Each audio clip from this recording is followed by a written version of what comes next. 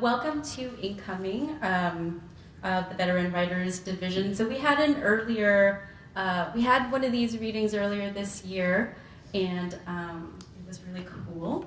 And so we're doing this one, right off of the heels of Veterans Day.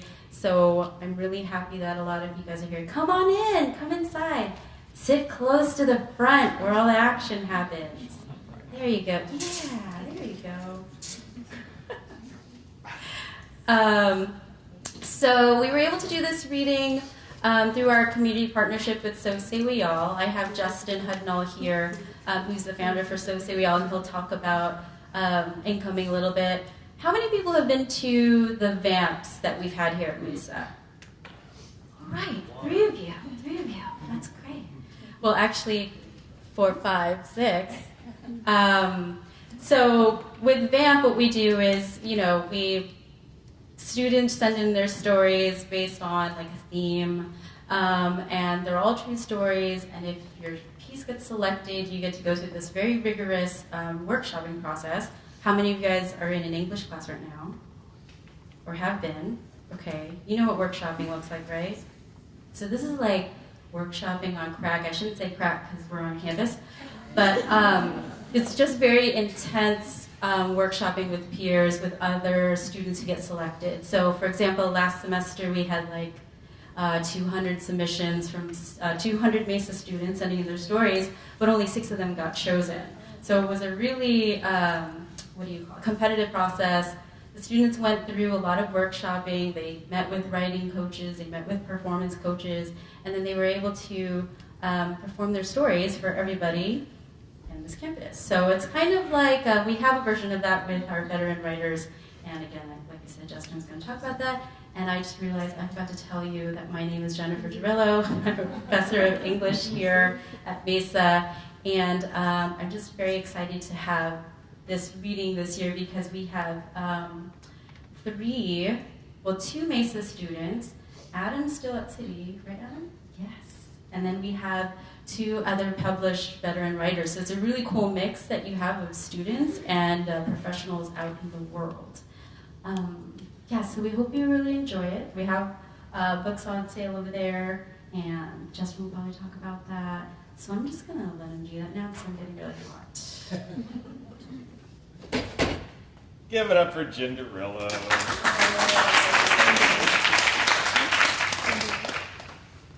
There we go. I like to hear my own voice. How's everybody doing? Yay! Look at that Tuesday energy. I appreciate it. I want to bathe in it. Thank you so much for coming.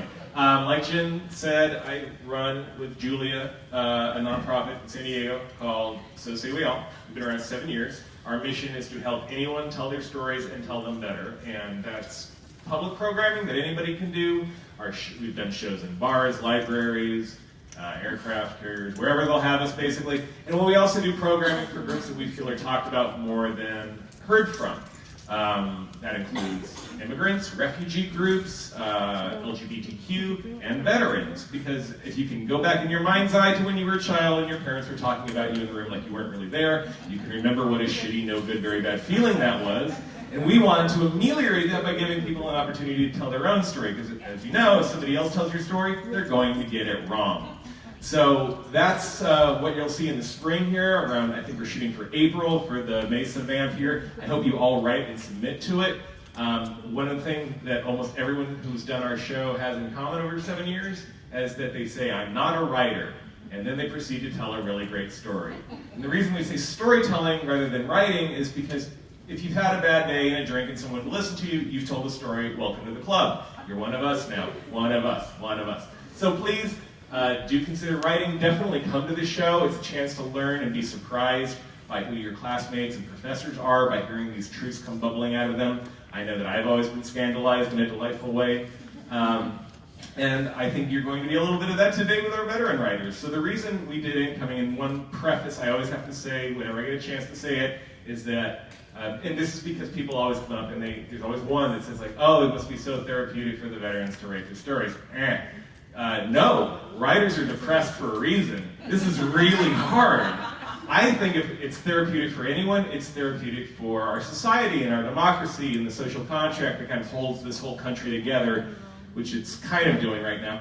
And it's good because less than 1% of the country at any given time serves in the military. So for us to not know what their lives are like in a non-stereotypical Hollywood-driven way, there's a horrible imbalance there that I think just telling stories and listening to them does a really good job of bridging that divide. So thank you for coming and listening. We're going to have a freight train of a show. We're going to go straight through with our 5 performers. Like Jen said, 3 are from our Veteran Writers Division presenting with us tonight. 2 are stories that have never been debuted on a So Say We All stage before, which I'm super excited about. And we also have 2 awesome veteran students who are going to be performing in between.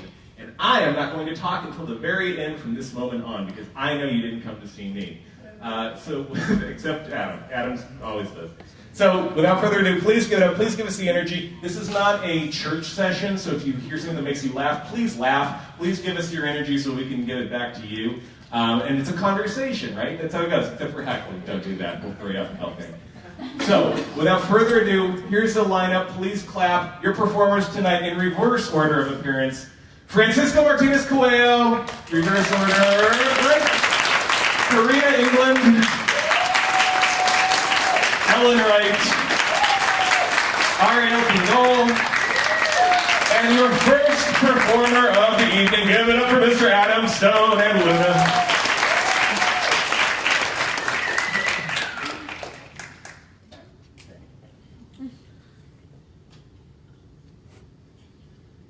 I can see her pacing in the rearview mirror. Luna, my service dog, is becoming frantic. She's been cooped up for so long and needs to be freed, becoming more apparent. I slowly pull over to the side of the highway, stopping the car in front of a highway sign.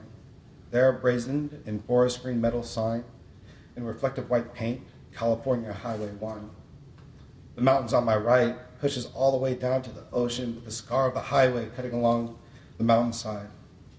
Above the highway, the hillside is heavily covered in redwoods, giving a thick canopy blocking out the sun as it ascends to the morning sky. To my left, the rocky base of the mountain comes down to a near 90-degree angle, crashing into the surf below. I stare at the forest green sign with white reflective paint for quite a while. I eventually reach over, put the car in park, and turn off the ignition. My trance is broken by the whimpering in the back seat. She is desperate to stretch her legs and relieve herself.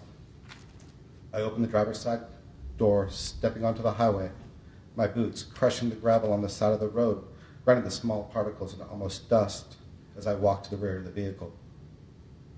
Highway 1. The convoy is traveling down the road at 30 kilometers an hour. It's a relatively safe speed along what has been deemed the highway of death, the main thoroughfare in Afghanistan that links the military outposts together. I've made this trek 36 times with different units. Today, I have the fortune to be the passenger with a team I've traveled with on many occasions. I'm always greeted with respect. I'm not completely sure if it's due to my rank, since on each convoy operation, I'm always the senior enlisted Marine. 9 out of 10 times, the officer has little to no experience in the combat zone. It could also be the fact that I'm a representative of the commanding general, going outside the wire to inspect non-combat related incidents. Or, what I like to think is that I know my place.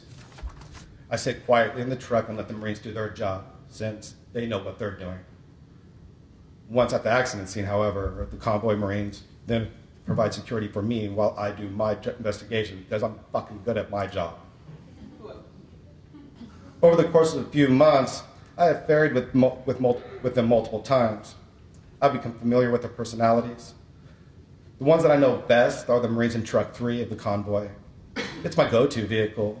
By now, the Marines know this. When they hear that I'm hitching a ride, they make space for me, greeting me with, "Good to see you, Gunny," or "Ready when you are, Gunny." I typically murmur some gruff comment like, "What's so fucking good about it?"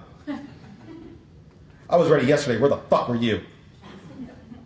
Or my personal favorite, "Who pulled your fucking string?" The banter is a form of camaraderie. The tone is hard, yet a slight smile is visible on both sides. Corporal Smith always rides in the turret. From the conversation that I overhear from the Marines, Corporal Smith isn't particularly a good shot, but he's a worse driver and even worse navigator. I noticed that Corporal Smith serves two real functions. One, that he's the most talkative out of the crew, filled with jokes, stories, and rumors. Second, Corporal Smith always has food stashed any place it can be stowed in. Under seats, in cargo pockets, shoved between ammo cans, hell, even inside ammo cans. On a past convoy op, Corporal Smith asked me, "Gunny, I know you didn't get a chance to eat this morning. You hungry?" I gave him a sideways look and like, "What do you got?" He proceeded to pull out two bologna sandwiches out from underneath the turret tracks. It had been duct taped there at some point. I declined, not knowing when it had been duct taped there, and that the fact it was 104 degrees in Afghanistan.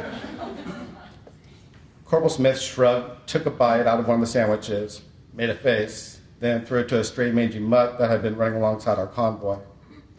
The stray didn't care about the taste or the smell. It was happy to get something to eat, because it didn't know when or if it would eat again. This particular convoy operation, I'm going to investigate a vehicle rollover. The information I received when assigned on to the mission was no enemy contact, 3 American service members injured, 2 American service members dead. Local casualties unknown. As we rolled along Highway 1, I was in my typical spot in Truck 3, watching the desert roll along, the foreground passing burnt-out, discarded vehicles, Afghans walking along the road with fuel and water cans, running along the convoy, the Afghan mutt that has been affectionately given the name Bob, even though it is quite visibly a female due to its low-hanging tits from multiple litters. The mood in the truck is light and jovial. I overhear words of congratulations and laughter. Corporal Smith hands me 2 pieces of paper. They are blurred images printed on a printer that is noticeably low on ink. He is smiling from ear to ear. "You know what that is?" he asks. I instantly recognize the blurred pictures as an ultrasound. Not wanting to lose my hard demeanor, I reply, "A Rorschach test?" The look of confusion on Corporal Smith's face is immediate, either because he thought I didn't know what a picture was or he didn't know what a Rorschach test was. When I saw the look of confusion on his face, I congratulated him and asked if he knew the gender. He stated that it was still too early to know, but he didn't care. With a big smile on his face, he reached under the turret of the gun and pulled out 2 bologna sandwiches and threw them to Bob, who was still keeping pace with the convoy. We arrived at the accident site a little after 1 p.m., just south of a village that was barely populated. It's listed as a yellow zone, meaning it's relatively safe, but always proceed with caution. I immediately surveyed the area, checked with the young lieutenant, and gave him directions on how to deploy the Marines and vehicles for the recovery operation. He diligently echoed my instructions to the Marines as his own, with a force that actually surprised me. The accident was straightforward enough as to what had caused the incident. The vehicle was traveling too fast, tried to navigate a turn that was causing it to roll over. I was left with a roughly drawn sketch of the accident scene showing me where all the dead and wounded Marines had been prior to the evacuation. As I transposed the field sketch to my report, I noticed an extra body on the diagram left for me. The mission brief stated that there were 3 injured, 2 deceased. However, according to the field sketch, it listed 3 injured, 3 dead. I summoned Corporal Smith and another Marine to assist me and began to go to each location of the sketch, ensuring the accuracy of the report. The 2 Marines opened the back of the vehicle to where the final body was displayed in the sketch. Inside was the remains of a British soldier. His body was bitten only a way a master contortionist could achieve. His chest was pressed firmly against the wall, while the seat he was once resting in is now lodged in his back, allowing him to hover above the floor. The smell of rotting flesh overwhelmed the 2 Marines holding open the door. They both began to gag at the pungent smell. I quickly grabbed a brace, propped open the door, giving a reprieve to the 2 Marines. After Corporal Smith and his helper left the area, I grabbed my camera and began documenting the scene for posterity.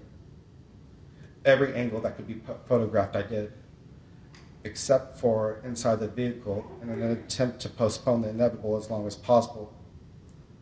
Once I had procrastinated long enough, I steadied my nerves, took a deep breath, and stepped into the rear of the vehicle. Highway 1. She is now back in the back of the car, fixated on me with a look of anticipation for me to release her from the confines. I'm not fully ready to let her go, run free. So I give her a hand command to stay. Press the release button on the back hatch, watching her wait patiently for me to give her a command to exit. I'm about to give her the command as a semi-truck speeds by, blaring its horn as it passes. I spin on my heels and view the surroundings, looking for a possible danger. A bit startled, I slowly sit on the back deck of the car. She quietly moves next to me, waiting by my side, understanding that it isn't time for her to take a break. I sit there looking out across the Pacific, watching fishing boats in the distance, working their nets in undulating waters. My eyes scour the turnout area. A multitude of cars and trucks are parked on all sorts of precarious locations. On the back of an old flatbed pickup, a young man is basking in the California sun. He lay near motionless, except for the steady rise and fall of the man's chest, keeping almost perfect time with Luna's breath. Highway 1. I pass through the threshold of the vehicle into the darkness of the troop area. The air is stagnant, the smell is powerful and pungent. Overwhelming, not only to my nose, I can taste it on my tongue, feel it on my skin, slowly crawling up my back, over my spine, seeping its way into my blood. My senses are overwhelmed. The primal desire to leave, shut the door, and forget the whole thing grips me. I move deeper in photographing the scene as quickly as possible. I eventually make it way to the shoulder. I photograph every angle. His head is spun backwards, his eyes wide open, looking at me, asking, why? I look into his eyes one last time, take a quick photo without adjusting the focus, and exit the wreckage as fast as possible. When I step into the heat of the day, I rip off my helmet, walk as fast as possible to the convoy, kneel on the ground to the rear of one of the trucks, and dry heave. After the emptiness of my gut subsides, I reach into my ruck and grab a weathered pack of cigarettes. With shaky fingers, I remove one from the pack, place it between my lips, and light it desperately to inhale something else. I do my best to try to remain stoic and calm, and with a slight nod of my head, I give the lieutenant the permission to commence the recovery operation. As I sit chain smoking, observing the recovery, the lieutenant receives a radio request from the British military, asking that the remains be transported back to camp since enemy action around the areas has increased dramatically since the incident occurred. The Marines from the convoy, under the lieutenant's watchful gaze, remove the remains from the wrecked vehicle and place them in the back of Vehicle 3. Corporal Smith walks up to me smiling, hands me a Snickers bar from one of his many hiding places and says, "Sorry, Gunny, they have to put him in your seat." Shrugging his shoulders, he points to the British shoulder and walks away. Mid-stride, he looks over his shoulder and says, "LT has made room for you in truck 5. Shrugs again, this time points to the tow truck, which is hooking up to the wrecked vehicle now. The return trip back to base is long and slow. Nobody in the cab of the wrecker truck says a word. I sit by the window, staring out in the desert beyond the convoy, further than the desert and the war. I stare beyond the ocean that divides me from everything I care about. I think about Corporal Smith and his child that will be born after he is returned.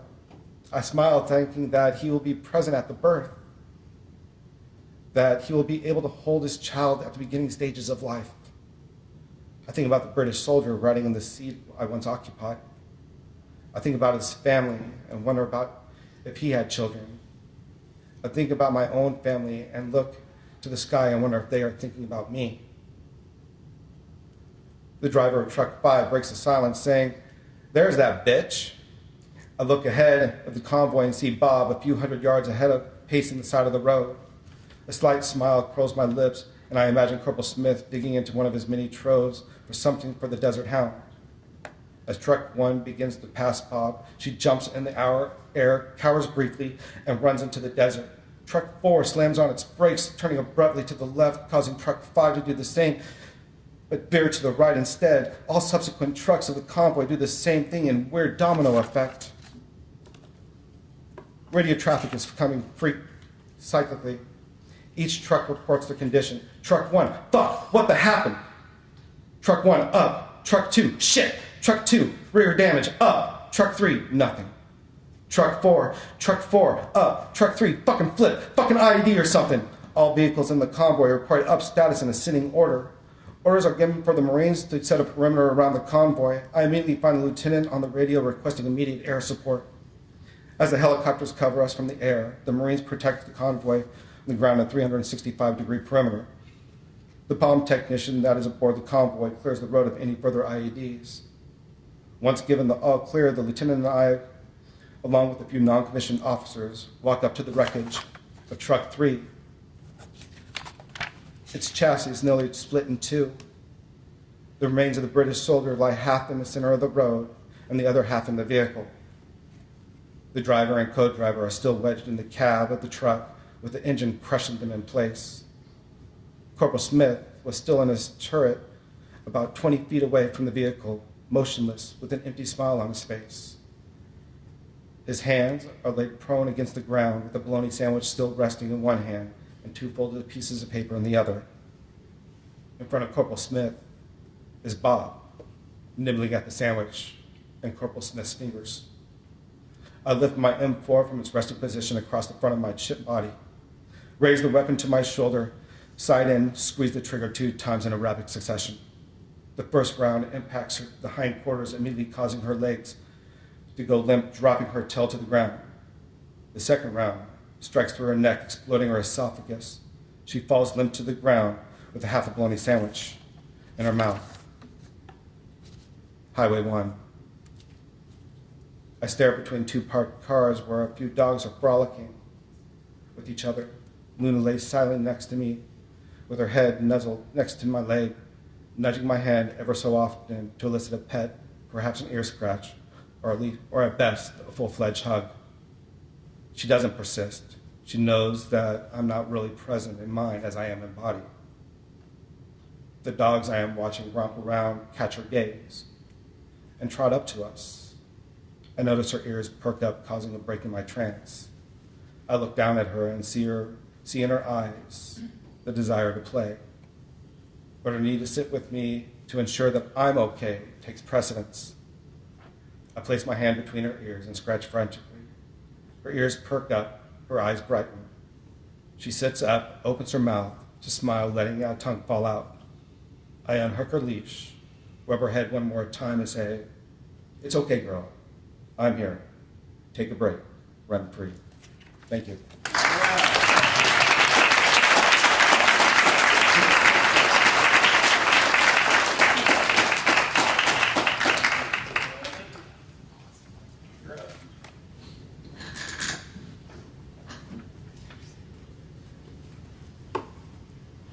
Have you ever experienced a night where an experience helped shape the person you are today?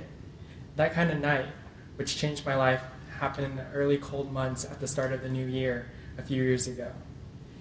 Being away from home, it was the beginning of my second year living in a sovereign island nation in East Asia, where 98.5% of the population is Japanese.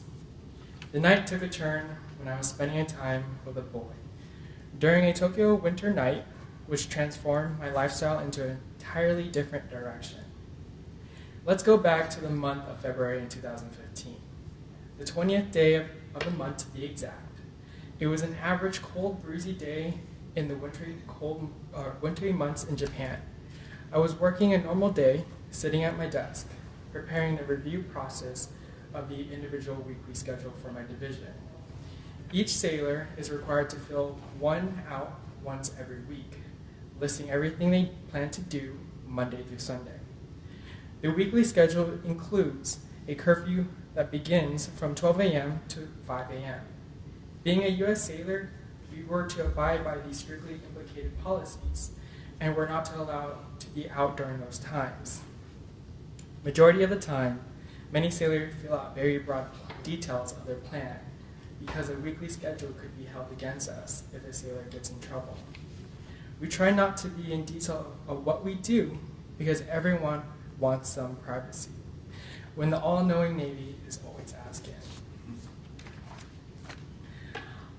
As I was waiting for the approval of my weekly schedule, my fellow shipmates continued working on the final maintenance that had to be completed before the end of working day. Hanging out in the cruise lounge, we all discussed our plans for the weekend. While the discussion was going around the room on the subject of everyone's plan for the weekend, my shipmates planned a boys' night out in an area known as the Haunch. Usually, every weekend the routine was to go out with the boys, but every so-and-so, I was on a date or a night out in Tokyo with some guy. I met just over Tinder. Being closeted during my early years in the Navy, my fellow shipmates never knew I was gay. So they never questioned me, but they did question why would I go out with them from time to time. As the workday comes to an end, approaching 4 p.m., my division had mustered up in the hangar bay for the final debrief to prepare for the weekend. They spoke about the extent in which we could have fun, and if we did drink, we were to abide responsibly. Their policy was, an ambassador of the United States, if one person messes up, it ruins it for everyone else. As ambassadors, we were to uphold our image of representing our country. The time elapsed to 6:30 p.m. The sun was setting, and I was on the train heading to a city called Asugi.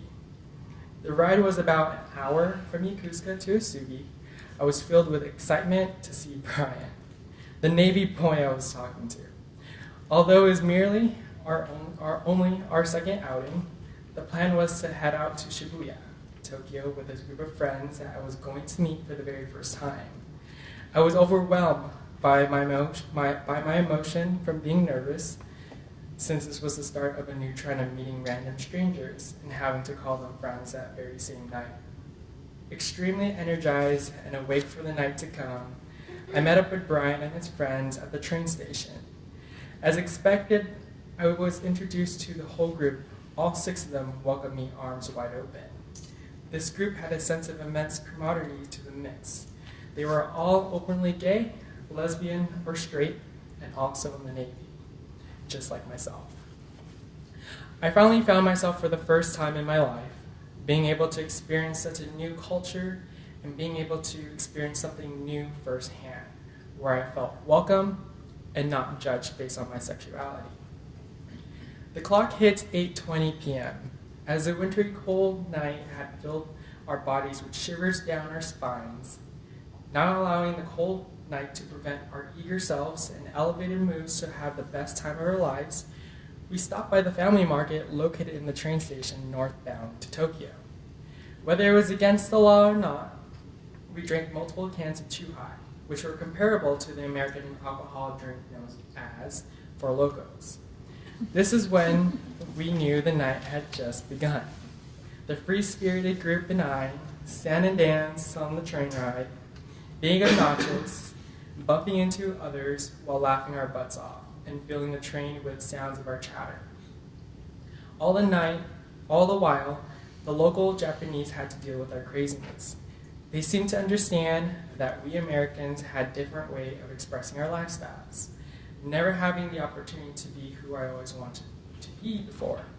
This was the start of the new trend of a type of experience I felt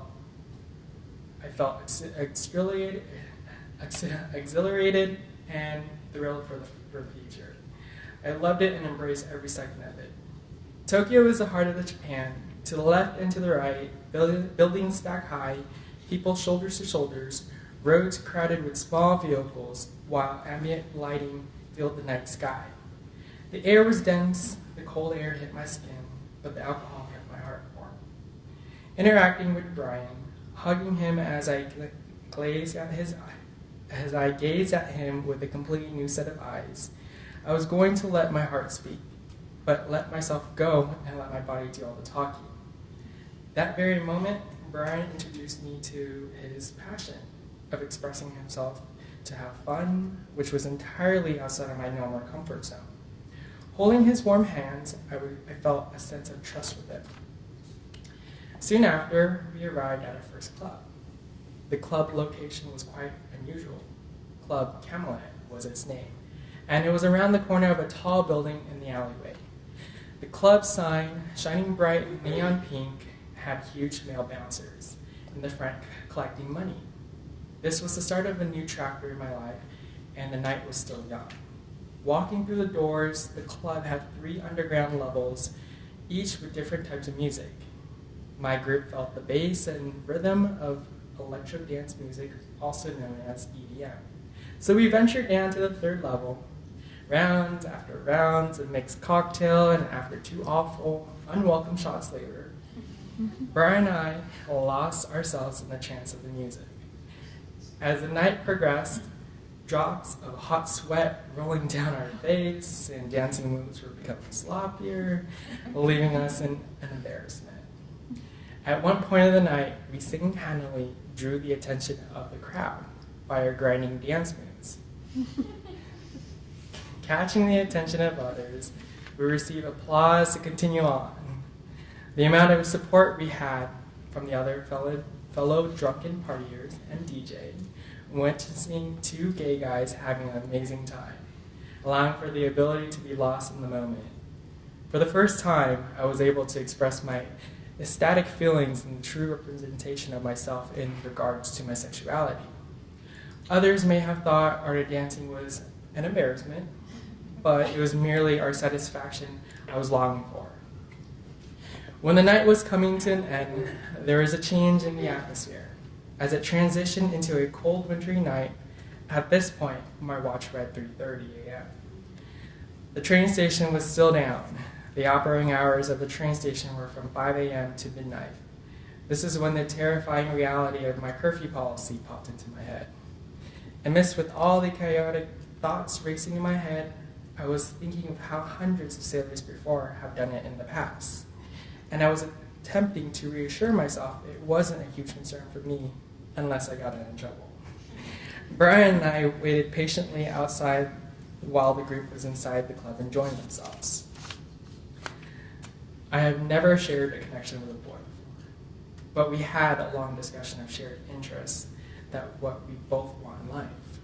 He drew his sparkling eyes into mine, holding me close to him with his hands and arms, and uttered me, "I'm so glad I met you." My reply to Brian was, "I don't want this night to be over." Brian's relieved response was, "It doesn't have to be over yet," as he winked, which left a smile on my face. The more we continued talking, the more I felt the sense of trust and feeling towards him developing. Growing up, I was raised to the idea of marrying a girl one day. This particular moment with Brian sparked a new perspective of opportunities. The thought of having a relationship with a guy became more real and natural to me. The train ride home had mimicked a scene you watch from the movies. Just imagine a dreamy Caucasian man dressed in a nice blazer and his favorite denim, tall, slender, 6 foot, and towering a woman wrapped in her dazzling red dress, gold heels, and her bright red lipstick, which illuminated her radiant smile. The train approaching the station was a whirlwind of noise as her silky black hair blew with the direction of the wind. There, they are smiling and giggling, locking eye contact with each other, disregarding the moving world around them. The only thing that mattered in that moment is one another. This is the moment Brian and I shared. The man I described in the scene was my dreamy man of that magical night. Finally aboard the train back to the city, I was comforted with his jacket and blanket. As a blanket, sorry. The room temperature cabin had a slight breeze of cold coming from the outside, chilling our lower bodies. As the train passes by through the neighborhood, we witnessed the rising of the sun on that early Saturday morning. Watching the sunrise has never been so pleasing before until that morning. The dense smoke coming from the house chimney and the smell of the morning fresh air made everything look so beautiful and extravagant when the rays of the sun illuminated the blue sky that morning after I felt the experience with Brian. Our adventurous night was coming to an end. The walk back from the train station to the base where he stayed at was a 25-minute walk. But I knew I would be welcome to a warm shower and a warm body to sleep right next to. All the while, the policy and crippling thoughts of the consequences seemed to be close to non-existence lying next to him. The idea of being traditional and continuing the old way of love, being shared between a man and a woman, transition into a new outlook. The ever-changing world has allowed me to embrace my romantic attraction towards other men without feeling shame, where years ago I couldn't. Never did I think one night with a person could transfer my former limiting beliefs and opinion towards my homosexual lifestyle and sexuality into something more positive and beautiful. Every step of the way that night, including being led to a nightclub that has created a new understanding of what the acronym LGBT actually means to me, it doesn't matter who you may be. What matters is being open to loving one another regardless of sexual preference and gender. Showing your affection towards a guy in public and not having to care about any of the consequence really allowed me to embrace my new reality of life. After being comforted by his friend's sense of love and warmth since that day, it has given me a new sense of direction of who I want to be. This day has shaped who I am. Princess Erica.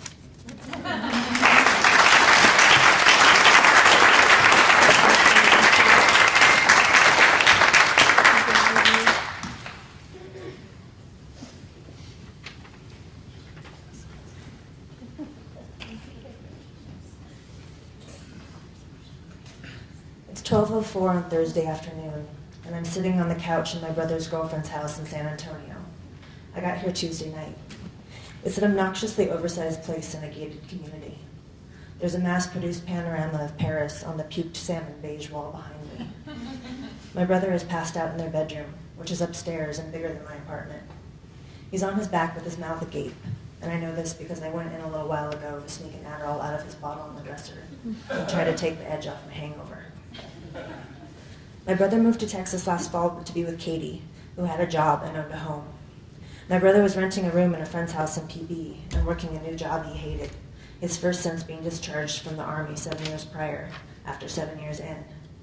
He and Katie met while she was temporarily working remotely from his office.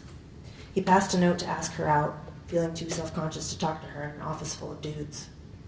They did the long-distance thing for about 7 months, one or the other flying out every 3 or 4 weeks. Last summer, he started talking about moving to Texas to be with her. I'm the older, by 3 years and 8 months, and we had a standard sibling dynamic as kids, very love-hate. He masterfully pushed my plentiful buttons, still does.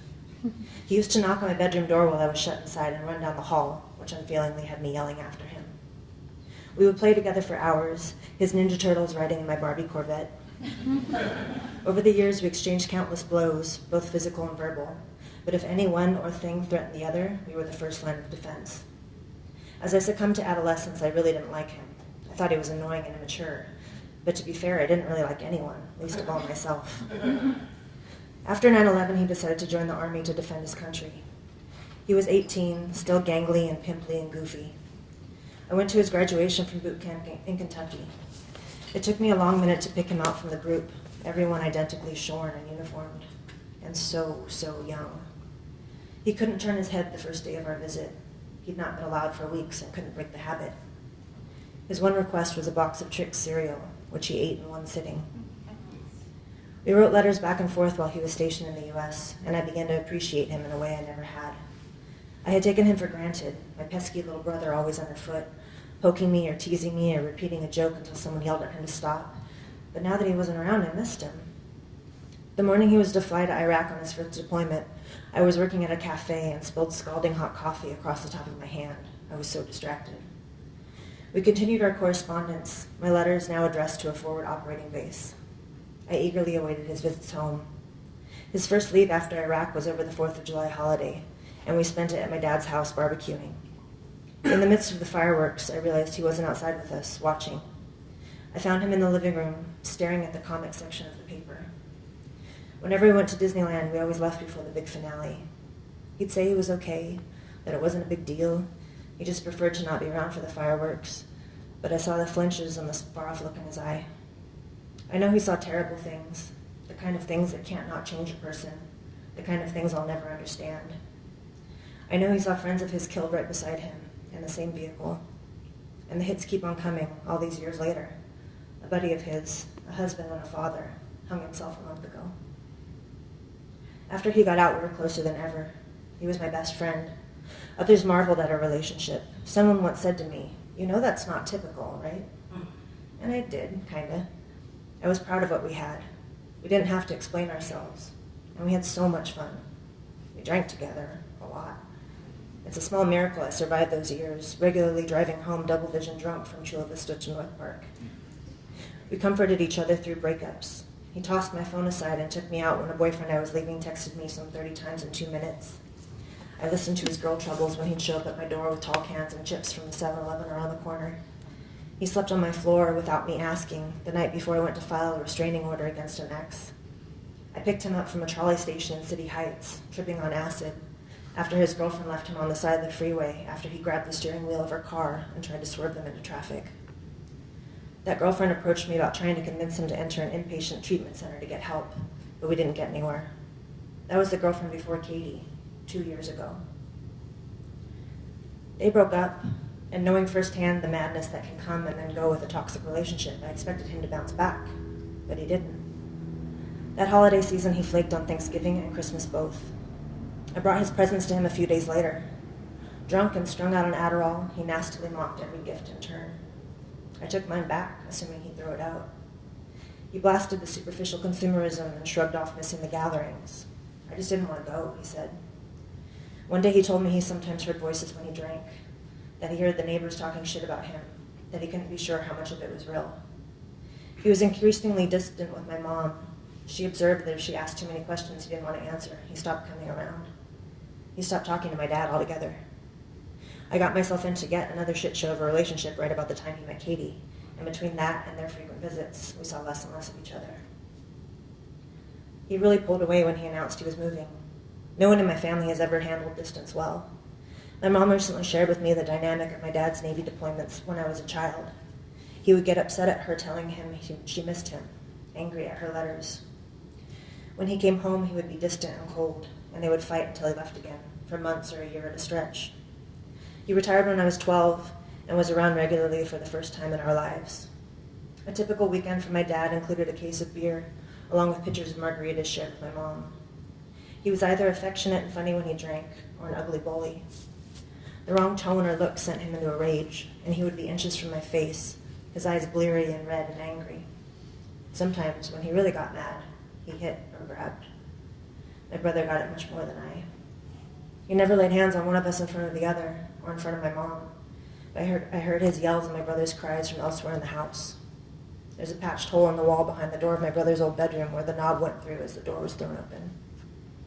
My parents finally split up when I was 16. My mom contends she tried so long for us, my brother and me. My brother, younger and extremely sensitive, took the divorce hard. I was in full teen angst mode, busy sneaking alcohol and cigarettes, unaware and unbothered by what was going on with him. After he moved out, I didn't talk to my dad for almost 4 years. My dad credits my brother for keeping him from jumping off the Coronado Bridge during this time. He remarried 4 years later, and shortly after, his new wife gave him an ultimatum: alcohol or a marriage. And my dad did for his new family what he couldn't or wouldn't for ours. Recently, while talking about his concern for my brother's drinking, he shook his head sadly and said to me, "I can tell you all about living with an alcoholic," referencing his childhood with my grandfather. Stunned, I replied, "I know what it's like." He looked at me, truly confused, and said, "I wasn't that bad when I lived there." It was my mom who broke the news that my brother had left. I had been texting him earlier that day. I asked if he'd watch my cat while I went camping later in the month, and he said no, he'd be in Texas. Taken aback by the suddenness of it, I snidely asked if he was planning to say goodbye. He said yes. A few hours later, my mom called to tell me he'd come by to pack up a few things he had there before heading to the airport. It was a punch to the gut. I demanded an explanation, expected an apology. I got neither. He didn't seem to see what the problem was.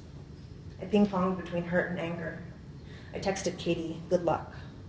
I wanted her to know what he'd done, this man she had the poor taste to love and was taking away. I wanted someone else to blame for what he'd done. I apologized for that text this morning.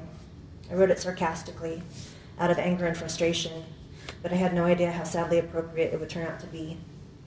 Katie asked me to come out 2 weeks ago. Things had been really bad since January, she told me, and she didn't know what to do anymore. He needed his big sister. I had such a mixed up mess of emotion hearing that. I felt guilt for not coming out sooner without being asked, for selfishly spending the better part of a year being hurt and defensive and taking the way he left personally. I felt somehow responsible as his older sister, but completely helpless. I don't know much, but one thing I've learned is I can't change other people. I felt like a hypocrite, potentially coming out to lecture him about coping with depression while myself battling a particularly nasty bout of it, or giving him shit about his drinking when I couldn't remember my last day entirely sober. I felt resentment at being asked to do the impossible, and at the reminder of how far removed I was, both physically and psychically. But I felt hope, too, that maybe I could do something, and at least I'd be trying, and if nothing else, I'd get to spend some time with my brother. He and I had planned to drive to Austin today. He came downstairs a while ago to get something to eat, mumbled he felt like shit. I asked what time he went to sleep, and he wasn't sure. He knows he fought with Katie after he came home from the karaoke bar, but can't remember what about. Sometime around 3, I heard her yell, "Stop fucking drinking!" and a lot of crashing and banging that sounded like things being thrown. He's back to bed now. I fly home to San Diego in just about 24 hours. I don't know if I should have a serious sit-down talk with him. We talked a little yesterday. He said he's depressed. He said he's seeing a psychiatrist who he thinks doesn't care, whom he just tells what he thinks he wants to hear. He takes his medication when he remembers. He just needs a job, he said. He just needs to exercise. Things are better than they were. He's careful not to drink so much that he punches holes in the walls. He wants to move to South Dakota with Katie, get away from big cities and all the stupid sheeple. California was worse, he said. Everybody in such a goddamn hurry all the time, and he'll never move back. I'm afraid if I tell him what I'm really thinking, that he's in serious, life-threatening peril and needs intensive professional help, he'll shut me out entirely. Katie is scared of the same thing, told me when she's been stern with him he won't talk to her for days after. She's begged him to go to therapy, and he refuses. She worries about leaving him at home with alcohol and guns when she goes to work. She doesn't understand what happened and feels like it's her fault. I think part of what scares me is I see so much of myself in him. The generations of mental health problems and substance abuse, the way we grew up, so much of the way we think and see and know the world. But there's a space between us that's never been there, and I'm so afraid it's there for good.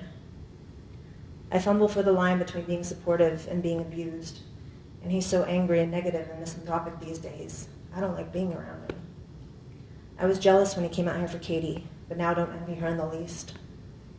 I'm looking so hard for the boy who would cry half the car ride home from Chino after a weekend with our cousins, every time.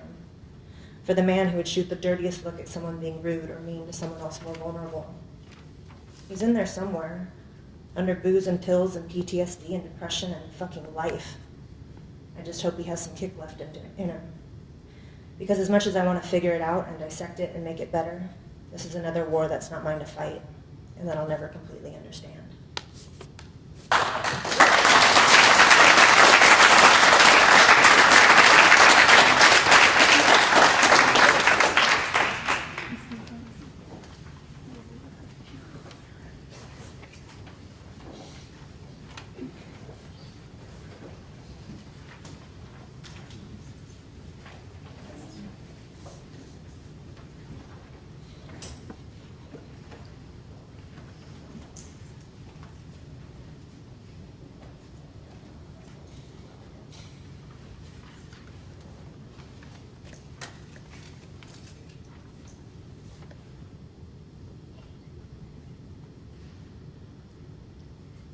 Sorry, we're trying to take a video for my mom.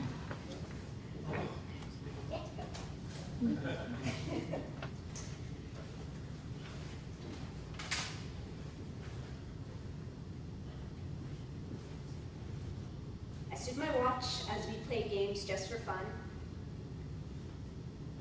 I stood my watch as our officers made our ships draw penises in the ocean. I stood my watch as we partied on the shores. I stood my watch as we duct taped people to ceilings. I stood my watch as beer pong became a way to unite us.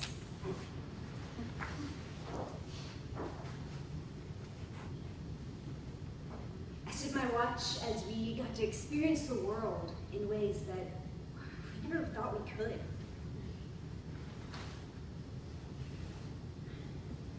I stood my watch as I got to surf all over the world. I stood my watch as we sang our hearts out to anchors away.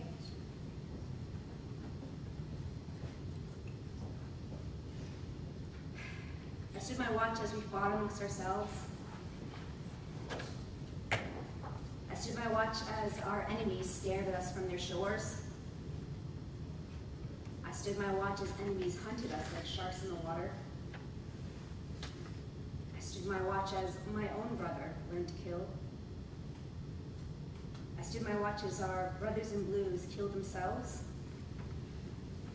I stood my watch as brothers raped their sisters. I stood my watch as children drowned just beyond our fingertips. I stood my watch as the proud get out of hate.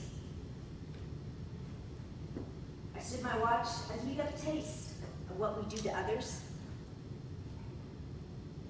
I stood my watch as we can do anything but stand there and do nothing at all.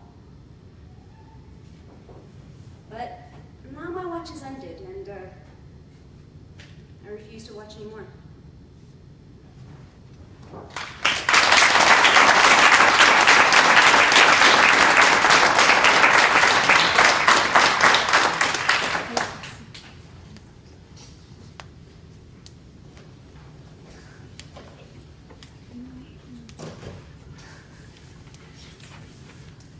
It's been a lot of heavy subjects, so I apologize. It's just going to get heavier. So go ahead and strap yourselves in. Unfortunately, I drank a little bit before I got up here, so I know I'm good. This is a new one. I hope I can get through this with your help and your courage. It's called Dreams and Nightmares. I took my dog out for a walk one early morning and noticed he was limping. Rather than checking on him, I went back to bed. The following day, I found a spiked sweet gum ball stuck in between the foot pad and claw fold of his right front paw. The sweet gum ball spikes pierced his skin and infected the paw. But after the vet visit, and a stint of antibiotics, he recovered.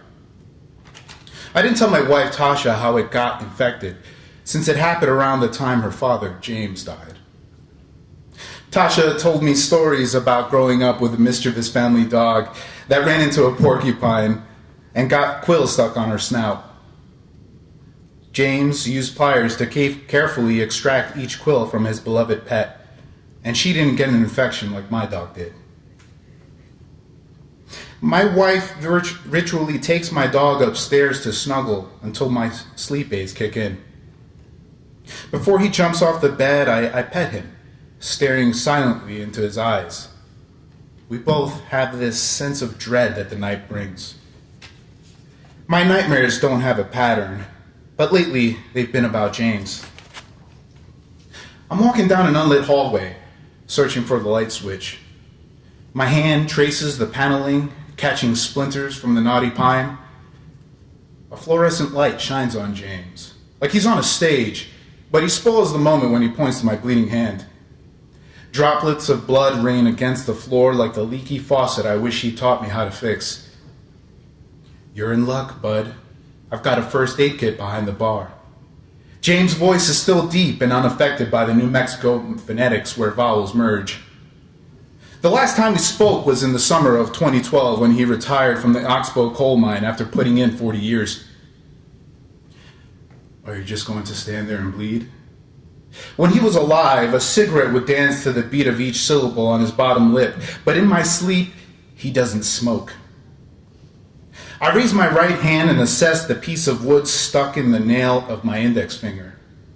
I sit on a four-legged bar stool with a Southwest geometric pattern on leather, like the ones in the ski lodge that James and his father built by hand in Sugar Reef, New Mexico. I inspect the craftsmanship with my uninjured hand. bar is a little small and lonely, I say. I don't look at the tools he uses to pull the splinter, but I feel the pressure. I don't see walls surrounding the room, just the pine bar and 2 bar stools. I fidget slightly left and right like my daughters do when they are about to get shots at the doctors. Turning my attention to him, I see that he's wearing a white t-shirt with a left breast pocket tucked into his jeans. He's got a sterling silver belt buckle, a gift from his ex-wife, Kathy, that he probably wore every day, even after he left her for someone less. It's studded with 5 pieces of turquoise gems that reflect enough light to make me turn away. I focus on his icy blue eyes instead. There you go. All better. I'm not confident he's got all of it out. I fear the risk of infection, just like my dog, when I didn't pay attention to him. He bandages my wound, and I'm reminded of a gentler side, the side his 2 daughters missed. So what'll it be today? He asks, bending and reaching for the answer in the deep fridge. Whatever you can't have. I sense my body trying to reject the sliver that remains in the splinter's wake. He pops 2 cans of Budweiser on the counter and releases the pressure. I grab one in each hand and raise them to toast. To dreams, James, before they were nightmares. Cheers, he responds. Drink up. His left hand fishes out a Zippo lighter from his jeans while his right hand pulls the Salem menthols from his rolled sleeve. Since being reattached after a table saw accident, his right index finger is unusable, so he uses his thumb and fuck you finger to extricate a cigarette. The scene is reminiscent of a poker table where James is the croupier dealing with something more sinister. This must be torture for you, seeing as you don't smoke or drink. He says, handing me the lit cigarette. I take a drag. Sometimes you don't have a choice. The smoke billows to form a reflection of my face, pareidolia. And now it's your turns, James. I wink and take a long swig.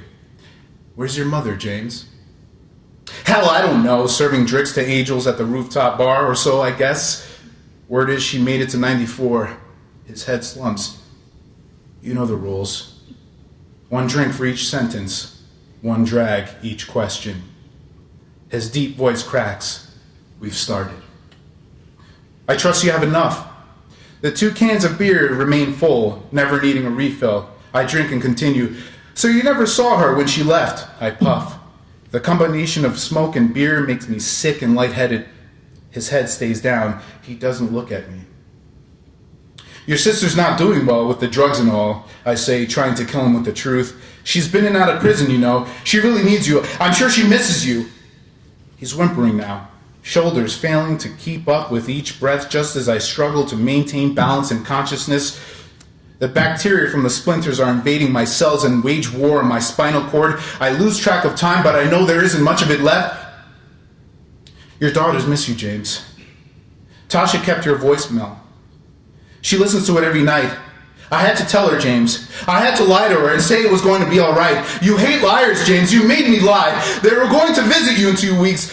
They look forward to those visits every year. It was 4 days after your 68th birthday and 3 days after Father's Day. You'll miss so many firsts, James. Your granddaughter's first day of high school, their first varsity game, their first day of college. You missing these firsts made me decide that I didn't want to blow my head off.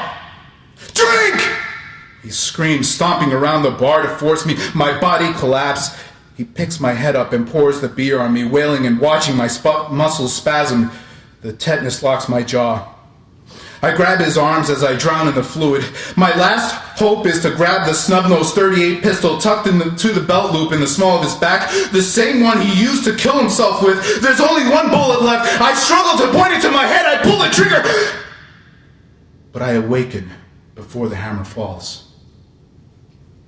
My dog is there when I awake, stirred by the sense of my anxiety. He licks my fingers as they dangle off the bed. His pawing signals me to return the favor, and I think about my own suicide while I pet him. I reflect on the pain and suffering associated with memory. I remember about a time when I cried on the phone, when I talked to my twins while I was deployed to Afghanistan. It was the first time they rode a bicycle by themselves. I envisioned James checking the tire pressure and adjusting the seats, giving the twins pointers as they slide on their knee pads and tuck in their shoelaces. James brushes their hair away from their eyes before donning their helmets. He's careful not to pinch their skin when they're snapping the straps. He's careful. I admire his patience as he coaches them. He's always prepared, so I'm sure the first aid kit is ready to clean the scrapes after a bad spill. They explore the Rockies until sundown and afterward play indoors. If he was happy when he was with them, then why did he drink so much as they played with his childhood Matchbox cars? My dog's snout feels cold and wet against my forearm. James never met my dog. The last time he visited San Diego was when Tasha graduated college, before we got the dog. It would have been nice to go out for walks, the three of us, bonding after we played fetch. We'd come back and go to the garage where he could teach me about motorcycle maintenance. I'd ask him tips for making turns, and we'd drink while we compare the latest motorcycle models. Then I'm filled with regret because we never got the chance to ride up the Pacific Coast Highway with its memorable views of Big Sur, on through Northern California and return inland through the Sierra Nevadas. It would have been nice to return the favor for him being there for the twins. A web of drool flows from my dog's jowls and lands on my arm. I think about how James never got to see the twins swim competitively.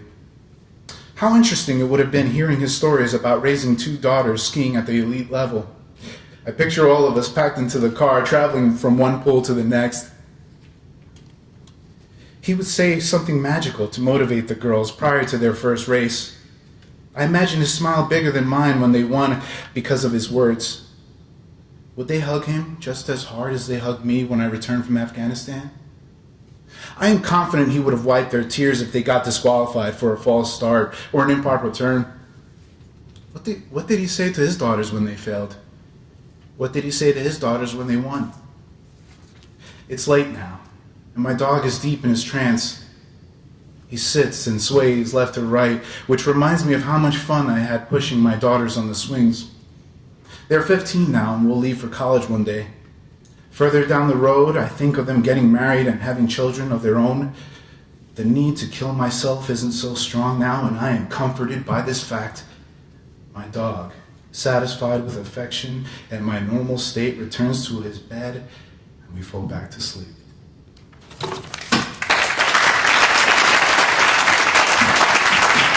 Holy, give it up for Francisco! Keep it going for all of your performers today. In order is Adam Stone. Keep it going, come on!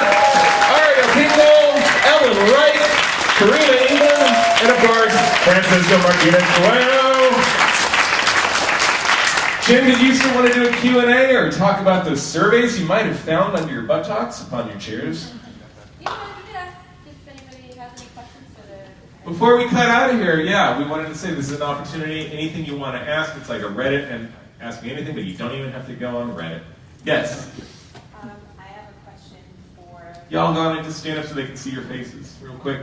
If you want to direct it to anyone, just let me know. I do have a question for the man with Luna. I don't know. Here you go, buddy. You don't want to talk to the dog? All right. What's up? I have two questions. The first question is, why was Bobby shot? Why did I shoot Bob? Yes. Well, it was, if you want an honest answer, it was a bit of rage. It was something that I could control at that one moment. It was eating my friend. At least looked like it was eating my friend, so it was a bit of rage. Exactly what it was. And how long have you had Luna? And Luna's been with me for 2.5 years now. Thank you. Yep. Anybody else? About writing, about the service, anything? Yeah? You'll get special karma points. No. Don't worry about it. All right, Jenny, have any final requests for those surveys? Just fill them out, please. is a bundle of pencils over there. If you don't have any writing things, please do it. It helps us get funding to come here again and again and again. And thank you all so much for coming. One more round of applause, please, for my friends. And thank you.